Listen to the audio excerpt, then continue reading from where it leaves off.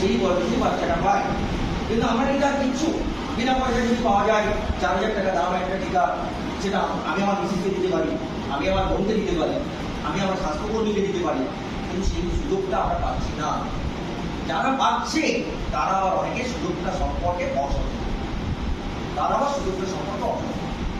তাই আমাদের উদ্দেশ্য যে আমরা পাই বা না পাই, আমাদের পরবর্তী প্রজন্ম তো ওরাই, 14 বছরের যে গার্ল, সেই তারাই তো আমাদের পরবর্তী জেনারেশন।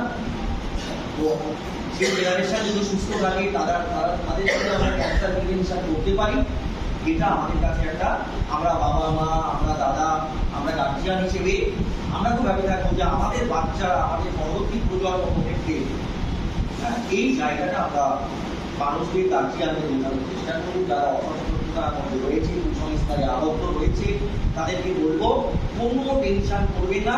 অলরেডি সারা পৃথিবী, আমাদের দেশ অনেকটা আর্থিকভাবে দুর্বল বলে, ডেভেলপ কান্ট্রি, আমরা তো ডেভেলপিং কান্ট্রি, ডেভেলপ কান্ট্রির তুলনায় ডেভেলপ কান্ট্রিগুলোতে আরো 10 বছর আগে এই টিকা দেওয়া শুরু হয়ে গেছে এবং শুনলে আমার 500 মিলিয়ন মানে মেয়েরা এই টিকা অলরেডি পেয়ে গেছে। 500